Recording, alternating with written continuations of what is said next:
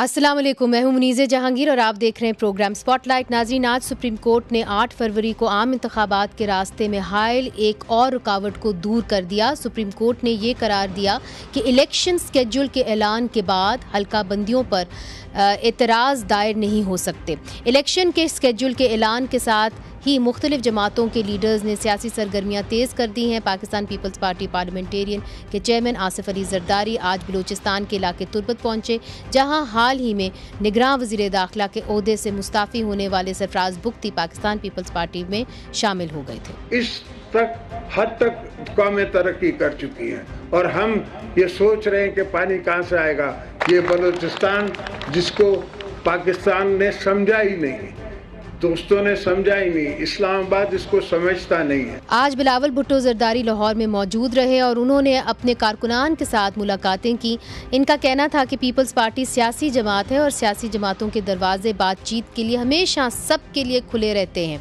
दूसरी तरफ पाकिस्तान मुस्लिम लीग नून के लीडर्स ने आज सिंध का रुख किया, लेकिन वहाँ भी इनकी तोपों का रुख पीपल्स पार्टी के बजाय तहरीके इंसाफ की तरफ ही रहा। जबकि मुस्लिम लीग नून के सीनियर रहनुमा जावेद लतीफ़ का कहना था कि मुस्लिम लीग नून के लिए वज़ारत उज़्मा के उम्मीदवार सिर्फ और सिर्फ नवाज शरीफ साहब होंगे।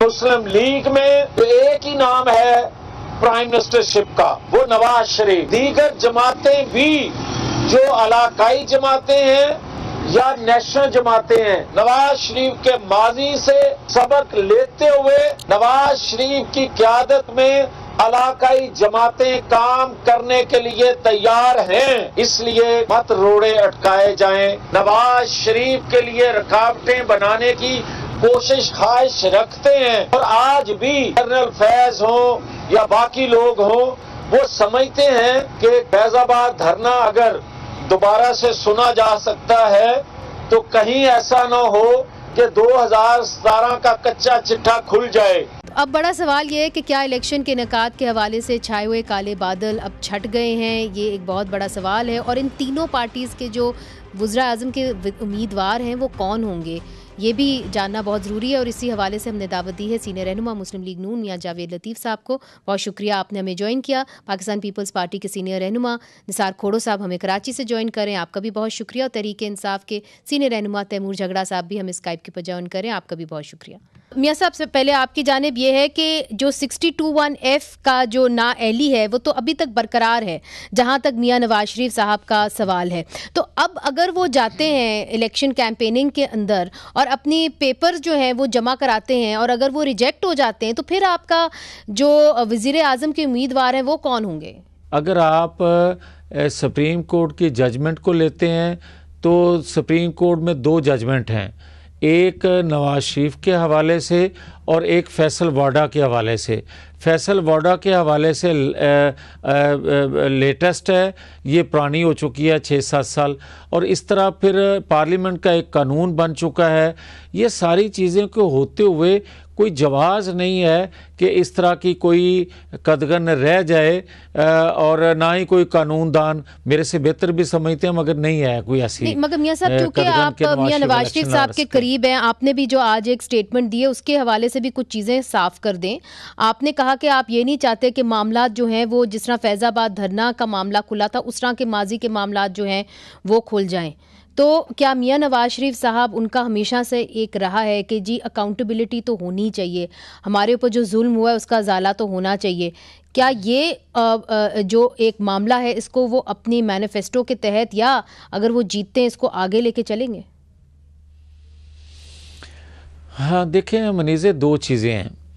फैज़ाबाद धरने का जो हम जिक्र करते हैं, अगर मैं करता तो शायद उसको किसी और पैराए में लिया जाता, मगर सुप्रीम कोर्ट ने जब उसका ख़ुद नोटिस लिया है और सुप्रीम कोर्ट में वो किरदार या जो मरकज़ी किरदार थे, मनसूबा साज थे, क्या उनका जिक्र नहीं हो रहा?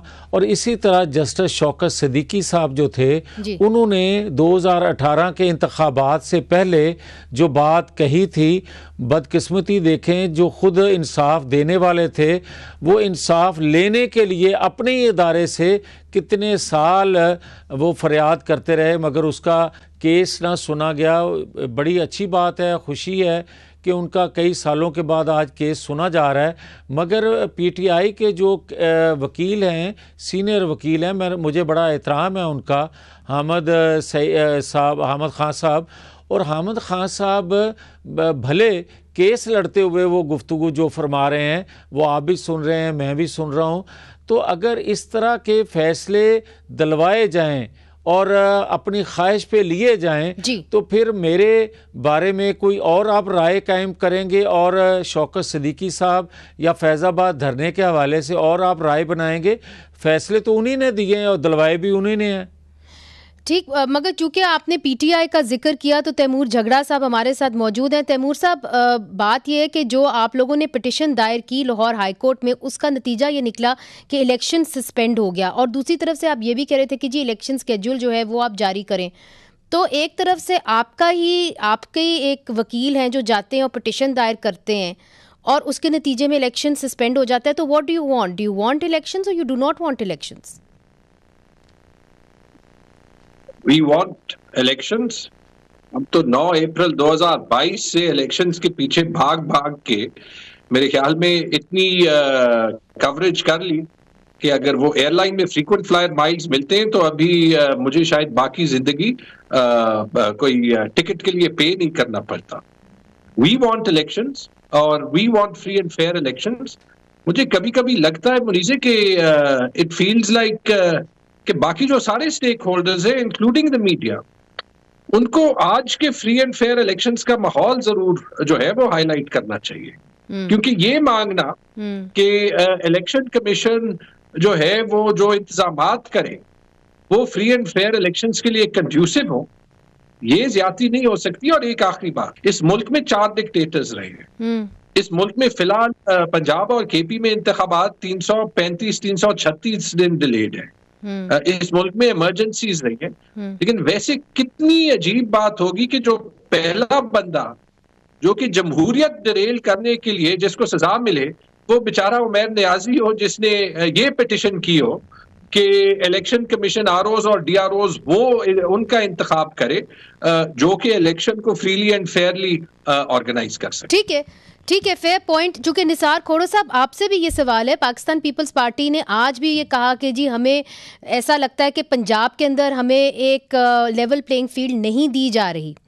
तो दूसरी तरफ आप देखें कि जो आरओज लगाए गए हैं वो ब्यूरोक्रेट्स हैं, तो पाकिस्तान पीपल्स पार्टी इस ये जो अमल है पंजाब के अंदर, इससे खुश है या आपको इतराज़ होगा इन आरओज के ऊपर? हमें एतराज़ भी है और आपकी बात को हम तायद भी कर सकते हैं। देखें, बात सुने, अभी जो पीटीआई ने पिटीशन दाखिल की कि आरओज और डीआरओज को चेंज करो और जुडिशरी को, मैं समझता हूँ शायद जुडिशरी की तरफ उनका इशारा था कि उनको लगाया जाए, तो ये आरओज और डीआरओज का मुकर्रर करने का टाइम जो था वो काफ़ी पहले था। अगर पीटीआई को दरख्वास्त करनी थी तो उस वक्त करनी थी जब डीआरओज का कहा गया था कि जी आरओज और डीआरओज ब्यूरोक्रेट्स होंगे, डीसी होगा, फलां होगा, फलां होगा। ये इलेक्शन के शेड्यूल होने के 5 दिन पहले या 3 दिन पहले पिटीशन डालकर क्या करना चाहते हैं कि जी क्या ये इलेक्शन को पोस्टपोन ना करा देते? आपने खुद ही कहा कि जी इलेक्शन का प्रोसेस सस्पेंड हो गया।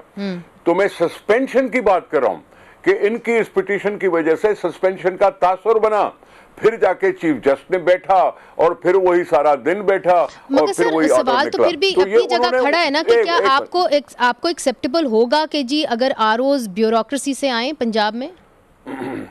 जहां तक मुझे याद पड़ता है इलेक्शन कमीशन ने जुडिशरी से अपील की थी, अप्लाई किया था कि जुडिशरी आके फराइज अंजाम जी बिल्कुल किया था, उन्होंने इनकार किया था और उन्होंने जुडिशरी ने कहा था माजूरी दिखाई थी कि हम नहीं आएंगे। ठीक है, क्यों नहीं आएंगे वो जाने, क्यों नहीं आएंगे वो जाने, लेकिन ये मुझे भी पता है कि अप्लाई किया था लेकिन जुडिशरी नहीं आई। उसके बाद उन्होंने आरओज और डीआरओज ब्यूरोक्रेट्स पे लगाए। इसलिए इन लोगों ने, पीटीआई ने 3 दिन पहले करके और सारे इलेक्शन के माहौल को भौचाल में डाल दिया। वक्फा लेते हैं, वक्फे के बाद हाजिर होते हैं। वेलकम बैक नाजरीन। आज बिलावल भुट्टो जरदारी साहब चूंकि लाहौर में थे, मियाँ साहब आप जहाँ पे हैं वहीं पे उन्होंने कुछ तकरीरें भी की और वो बार बार लेवल प्लेइंग फील्ड के हवाले से भी बात करते हैं। अब आप ये भी देखिए कि सरफराज बुख्ती साहब जो इस मुल्क के वज़ीर दाखिला हैं, रह चुके हैं, अभी कुछ ही दिन पहले उन्होंने इस्तीफ़ा दिया है। उन्होंने आपकी पार्टी में जाना था, इस हवाले से उन्होंने एक तकरीर भी कर दी थी, मगर यकदम उनका रुख पीपल्स पार्टी की तरफ कैसे हो गया? देखिए, पहले तो गुजारिश ये है कि जो भी आप सवाल आपने पीटीआई के साहब से बात की कि आरओज़ DROs, देखें 2013 में किसके तहत इलेक्शन हुए थे, किन्होंने करवाए थे, उस पर भी इतराज़ उठा था। 2018 में किसने इलेक्शन करवाए थे, उस पर भी इतराज़ उठा था। भाई इतराज़ उठाने वाले कौन थे जो आज सवाल उठा रहे हैं? तो फिर ये बता दें ना किसके अंडर इलेक्शन को ये कबूल करेंगे, क्योंकि हर एक का बारे में तो कह रहे हैं कि इनके होते हुए हम इलेक्शन जो है वो साफ शफाफ नहीं देख रहे।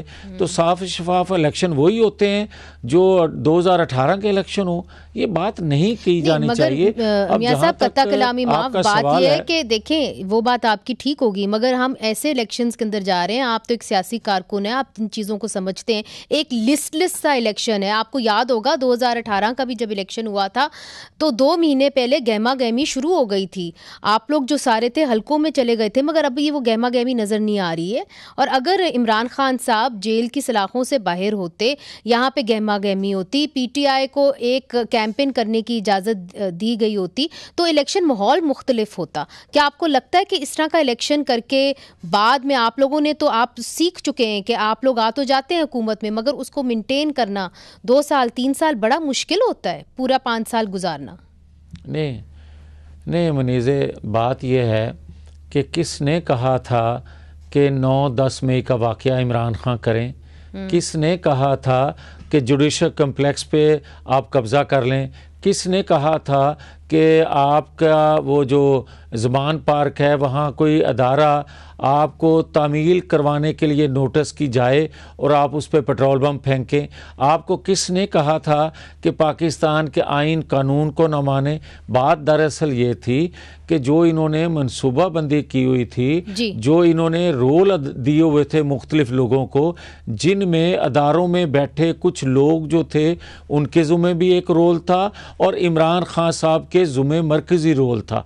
मरकज़ी रोल ये था कि इन्होंने लोग निकालने थे 9-10 मई को, और बाकी इदारों के ज़ुम्मे वो रोल था जो आज खुद एहतसाबी के प्रोसेस से गुजर रहे हैं। उसमें बहुत सारे बेगुनाह लोग भी तो अदालतों के जो है उनको पेश नहीं किया जा रहा, और उस इलाकों के पीछे मतलब इनके किसी न किसी तरीके से तो इनको आपने इलेक्शन में इजाज़त देनी है ना लड़ने के लिए।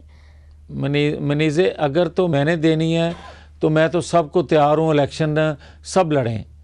मैं तो ये कहने के लिए तैयार ही नहीं हूँ कि कोई एक बंदा पीछे रह जाए।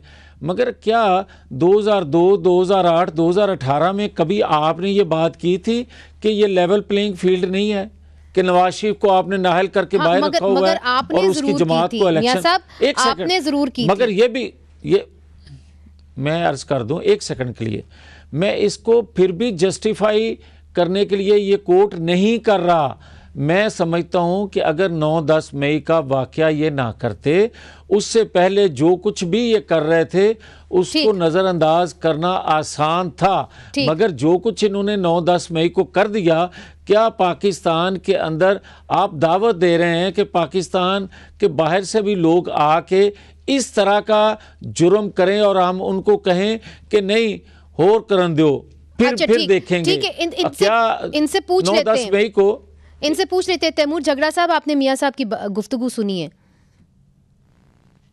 अब मैं क्या कहूं मुनी से, मैं 2-3 बातें कह देता हूं। पहली चीज ये, मुझे थोड़ी सी तरस आती है PMLN का जो भी बंदा बोल रहा होता है, बिकॉज दे रियली स्ट्रगल। एक काम मेरे ख्याल में नवाज शरीफ ने कर लिया। आपने जो पहला सवाल इनसे किया था उनकी डिस्क्वालिफिकेशन के बारे में, ऑनेस्टली मेरे ख्याल में अभी मैटर नहीं करता, कि मेरे ख्याल में नवाज शरीफ ने अपने आप को एक्सपोज कर दिया। याद रखिए ये 2024 है, और जो 2024 की जनरेशन है वो दुनिया को मुख्तलिफ आंखों से देखती है।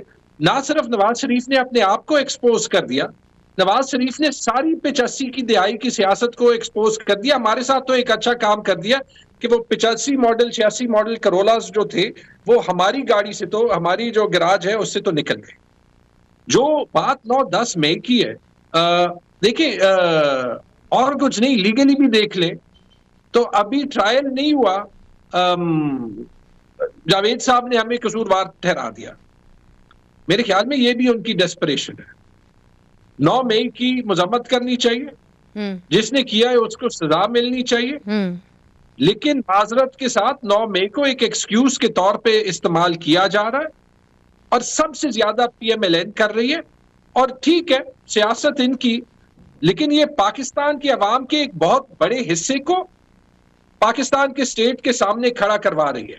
मगर तैमूर साहब, कत्ता कलामी माफ, निसार खोड़ो साहब ने भी आपसे एक सवाल किया। उन्होंने कहा कि देखिए 2013 का इलेक्शन जो था वो तो जुडिशरी ने करवाया था ना, तो तब आपने इफ्तिखार चौधरी के ऊपर कितनी तंकीद की। ब्यूरोक्रेसी के नीचे जो इंतखाब हुए, 85 के तो खैर तकरीबन इंतखाब थे ही नहीं क्योंकि वो तो पार्टीलेस थे। 77 के जो हुए वो सबसे कंट्रोवर्शियल इलेक्शंस हैं। चलिए PNA की मूवमेंट ठीक। तो मतलब ये है कि इन रिलेटिव स्केल आप अभी देख लें, चूंकि जुडिशरी निस्बतन इंडिपेंडेंट है, वो कुछ तो कर लेंगे फिलहाल। अच्छा चले, अभी ठीक है, अभी आप समझते हैं कि जुडिशरी निस्बतन इंडिपेंडेंट है। जी निसार खोड़ो साहब, आप कुछ कहना चाह रहे हैं? मैं ये कह रहा हूं कि दो चीजें आपने कही हैं, डिस्क्वालिफिकेशन नवाज शरीफ साहब की है या नहीं है, और दूसरा ये जो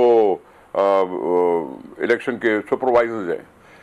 नवाज शरीफ साहब की कानून जरूर बना, लेकिन आप मुझे ये बता दें कि क्या उस कानून में रिट्रोस्पेक्टिव इफेक्ट लिखा हुआ है या नहीं। अगर रिट्रोस्पेक्टिव इफेक्ट होगा तो हो सकता है नवाज शरीफ साहब अब डिस्क्वालीफाइड नहीं है, लेकिन अगर कानून बनने के वक्त उन्होंने ये कहा कि आगे से कोई भी 5 साल से ज्यादा डिस्क्वालीफाई नहीं होगा। अच्छा, सिर्फ क्लैरिफाई करने के लिए, अगर वो समझते हैं कि क्लैरिफाई करने की जरूरत नहीं है, अच्छा, तो फिर नॉमिनेशन पेपर भरते नहीं। ये आपने एक अहम नुक्ता उठाया है, बड़ा अहम नुक्ता उठाया है। मियां साहब, आप लोग सोच रहे हैं इसके बारे में, जिस तरह निसार खोड़ो साहब कह रहे हैं कि जी आप तो अदालत में जा सकते हैं इस बात को साफ करने के लिए। मुझे पता है अभी अदालत ने कहा है कि हम इसका फैसला करेंगे, मगर क्या आप मुनासिब समझते हैं कि आप जल्दी जाएं अदालत में? नहीं, हमें जाने की ज़रूरत नहीं है। नवाज शरीफ क्वालिफाई कर चुके हैं। हाँ, अगर किसी को एतराज़ होगा तो वो ज़रूर अदालत का दरवाज़ा खटखटाए। और तीसरा ये है कि जनवरी, शायद 3 जनवरी ये सुप्रीम कोर्ट ने केस लगा हुआ है सबका, जितने भी डिस्क्वालीफाई लोग थे ताहियात या जिस क्लैरिटी की ज़रूरत है उसके लिए। मगर बात सीधी सी है कि क्या मुझे ताहियात नाहल बेटे से तनख्वाह ना लेने पर जो किया गया, क्या दुनिया में ऐसा कोई कानून है? हमें तो कहा जाता था कि आप डाकू चोर हैं, आप सिसिलियन माफिया हैं, तो सज़ा हमें किस पे दी जा रही है? और जिन ग्राउंड्स को बना के हमें सज़ा देनी थी वो ग्राउंड्स ख़त्म हो चुकी हैं। इसके बाद भी यही तो मैं बात आज कर रहा था कि नवाज शरीफ के रास्ते में रुकावटें अगर खड़ी की जाएंगी तो ना रियासत के लिए के मफाद में होगा, ना इस खित्ते के मफाद में होगा। आप सारे सीनियर सियासतदान बैठे हुए हैं। मियां साहब, एक चीज वाजे कर दें कि अभी भी अभाम है कि इलेक्शन। अच्छा जी, बात मुकम्मल करें। मैं ये कह रहा हूँ कि देखें, हमें तो कोई अभाम नहीं है कि नवाज शरीफ इलेक्शन के अहल हैं या नहीं, वो अहल हैं। अब आ जाएं कि 2017 में जिस तरह नवाज शरीफ को एक मॉनिटरिंग जज बैठा के फौरी तौर पे निकालना मकसूद था, और मैं उस मीटिंग का हिस्सा था जब ये फ़ैसला सुनाया गया और कहा गया उस फैसले में कि आज ही प्राइम मिनिस्टर हाउस खाली किया जाना चाहिए। उनको ये गर्ज नहीं थी कि हम फैसला क्या दे रहे हैं या 2 दिन बाद भी वो खाली हो सकता है। उनको जिस शख्स के इंतकाम लेना था वो इंतकाम में इतने अंधे हो चुके थे कि वो एक लम्हा भी प्राइम मिनिस्टर हाउस में उसको देखना नहीं चाहते थे। ये सारी चीज़ें कौम के सामने है, और इसके बावजूद भी अगर कोई इतराज़ करता है या ये कहता है कि इनको इल्म नहीं है या 25 की भाई, आप 85 में या 77 में जो ब्यूरोक्रेसी ने इलेक्शन करवाए तो क्या 2013 में ब्यूरोक्रेसी ने इलेक्शन करवाए थे या आरओज ने इलेक्शन करवाए थे? उस पर भी आपने तनकीद की थी। और आपने ब्यूरोक्रेसी ने इलेक्शन करवाए 2018 में, तीनों वो आपको कबूल हो गया, आपकी हुकूमत बन गई। बात यह है कि अभी भी ये क्लियर नहीं है, निसार खोड़ो साहब भी बैठे हुए हैं, कि क्या इलेक्शंस 8 फरवरी को ही हो जाएंगे कि नहीं होंगे। आपकी क्या राय है इसके ऊपर? आप लोग तो सीट एडजस्टमेंट्स पे भी बात कर रहे हैं कि क्या आप कॉन्फिडेंट हैं, चूंकि पाकिस्तान में हालात बदलते हुए वक्त नहीं लगता, कि इलेक्शंस 8 फरवरी को ही होंगे? देखें, बात यह है कि पाकिस्तान के मौजूदा हालात में, मैं मौजूदा हालात का जिक्र कर रहा हूँ, इसमें अगर खुदा न खास्ता 8 फरवरी से एक दिन भी आगे इलेक्शन जाते हैं तो ये रियासत के लिए अच्छा शगुन नहीं होगा, नुकसान होगा रियासत को। अब जहाँ तक तल्लक है सियासी जमातों का, तो सबसे ज़्यादा नुकसान हम अपने लिए समझते हैं कि मुस्लिम लीग नून को नुकसान होगा। अब तीसरी बात यह है कि मुझे ये बता दें कि तमाम पॉलिटिकल फोर्सेस जो हैं वो भी चाहती हैं कि 8 फरवरी को इलेक्शन हो। मासवाए जो दरख्वास्तबाजी करते रहते हैं, वो डिले टैक्टिस अपने केसेस के हवाले से भी करते रहते हैं दरख्वास्तबाजी के ज़रिए, और आज भी उसी तरह उनका चेहरा नज़र आ रहा है। मगर मैं ये फिर भी कहूँगा कि सुप्रीम कोर्ट के जो चीफ हैं उनके होते हुए या एक ताकतवर अदारे के चीफ के होते हुए मैं नहीं समझता कि इलेक्शन एक लम्हा भी डिले हो 8 फरवरी से। चलें, आप तो बड़े कॉन्फिडेंट हैं, मगर निसार खोड़ो साहब क्या समझते हैं? क्या 8 फरवरी को इलेक्शंस हो जाएंगे? तैमूर झगड़ा साहब क्या समझते हैं इस हवाले से, या अभी भी कुछ अभाम बाकी है? और हम अपना जो नज़रें हैं वो आर्मी चीफ की जो दौरा हुआ है अमेरिका का, उसके ऊपर भी दोहराएंगे और देखेंगे कि उसका बराह रास्त असर इंतखाबात के ऊपर क्या होगा। वक्फा लेते हैं, वक्फे के बाद हाजिर होते हैं।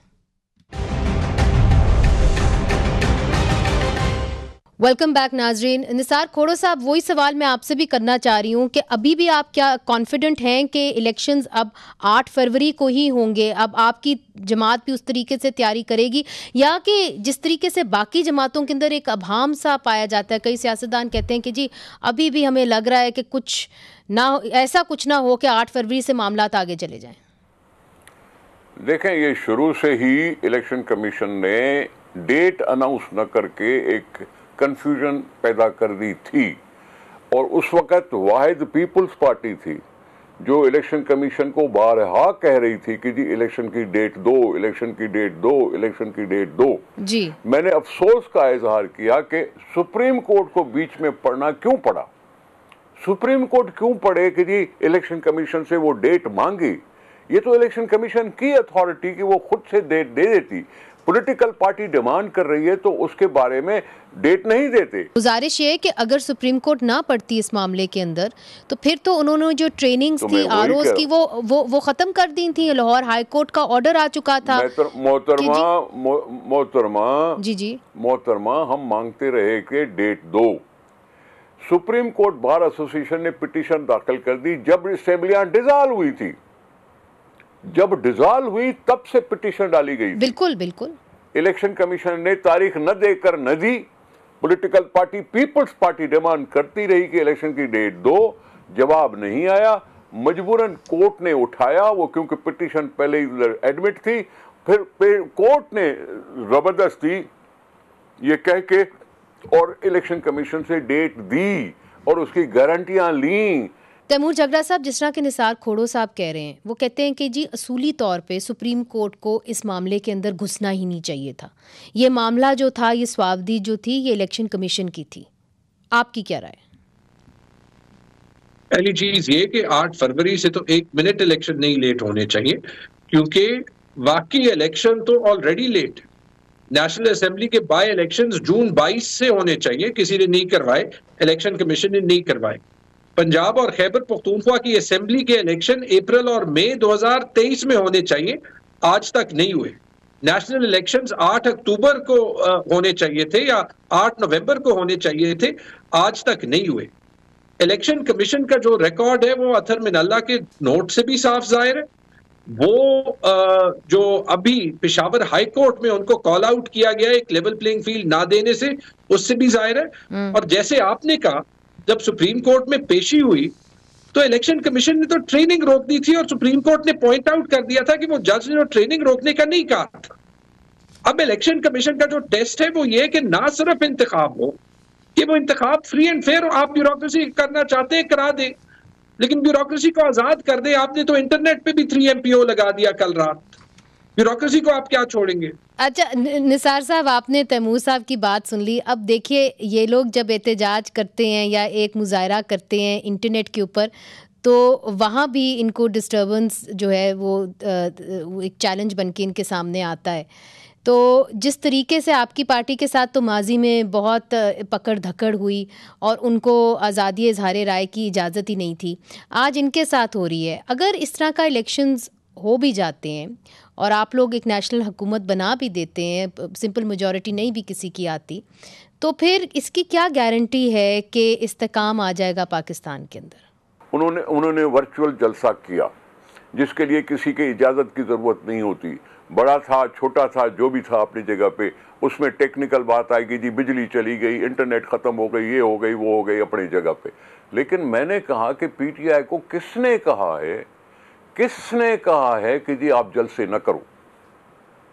मगर उनको पकड़ा जा रहा है, उनके पर MPO जो है मैं अर्ज करूं ना, वो स्लैप हो जाता है अगर वो जलसे करते हैं तो। भाई मैं अर्ज सुने, मेरे वोट का हक मांगने के लिए मैंने अपने वर्करों को कोड़े लगते हुए देखा है, जेलों में जाते हुए देखा है, फांसियों पे चढ़ते हुए देखा है। वो सिर्फ क्या मांग रहे थे? वोट का हक दो ज़िया-उल-हक।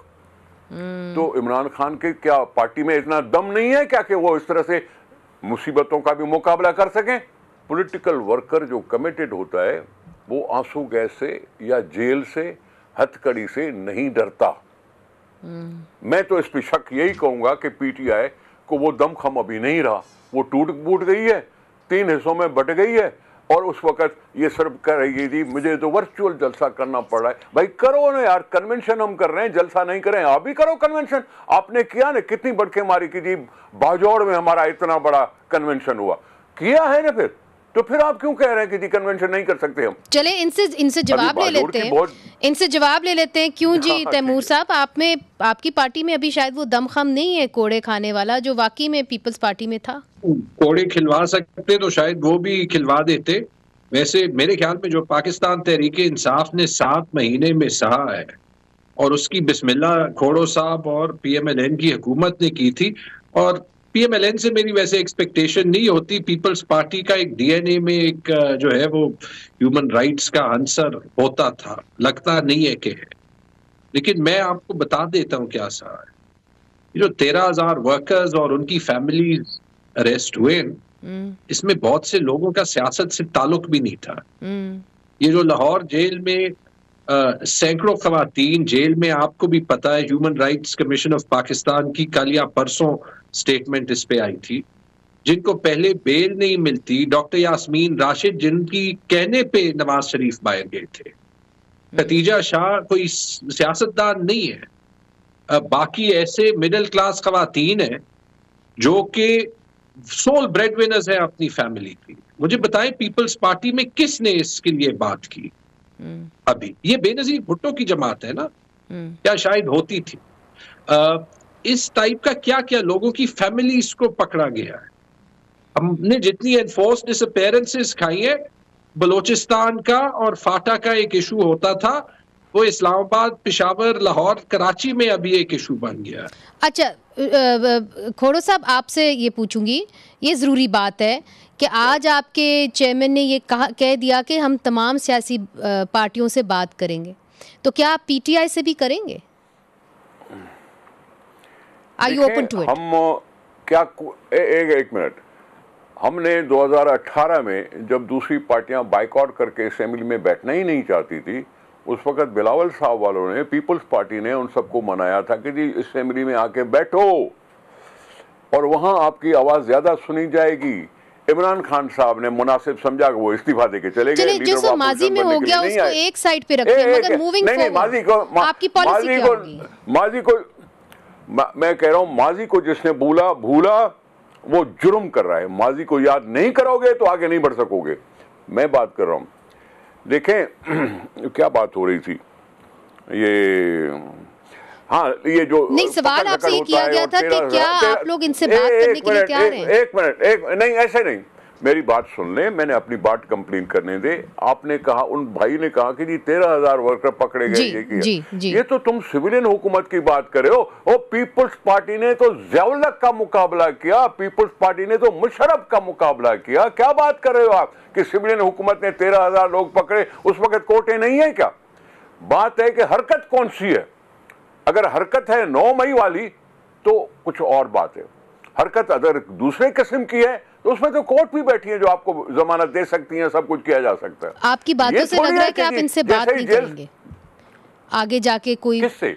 पीटीआई से जो मुज़ाकरात की हवाला दे रहे हैं चेयरमैन साहब। मुझे उनकी बात पे कोई यकीन नहीं आ रहा कि वो बात करना चाहते हैं कि नहीं करना चाहते। अगर करना चाहते हैं तो वो कहे ना। ठीक, आप क्यों कह रही हैं? आप क्यों कह रही हैं? क्यों तैमूर झगड़ा साहब?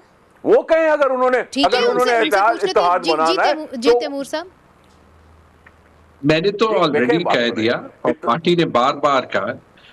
मुझे लगता है माजरत के साथ खोड़ो साहब की सियासी लाइंस है। मुझे ये नहीं पता कि ये जरदारी विंग ऑफ पीपल्स पार्टी की है या बिलावल विंग की, लेकिन मैंने तो कह दिया कि जमहूरियत पे, रूल ऑफ लॉ पे और कॉन्स्टिट्यूशन पे, इस पे तो सारी जमातों को बात करनी पड़ेगी। ठीक है। और ये कहना मेरा पीपल्स पार्टी से मुकाबला नहीं है कि ज़िया-उल-हक के वक्त में क्या हुआ था या क्या नहीं हुआ था, लेकिन अगर किसी के साथ हुआ है और वो किसी और के साथ ना बोले ना, तो ये साइकिल कंटिन्यू कर रखेगा। मेरे पास तो ये एक्सक्यूज है कि मुनीज़े, मैंने सियासत 2018 में शुरू की और मैंने तो ये भी कह सकता हूं कि पेशावर में तो मैंने कुछ भी नहीं देखा किसी के साथ ज्यादती होते हुए। चले इस पे बात करते हैं, क्योंकि प्रोग्राम का वक्त भी बिल्कुल खत्म हो रहा है।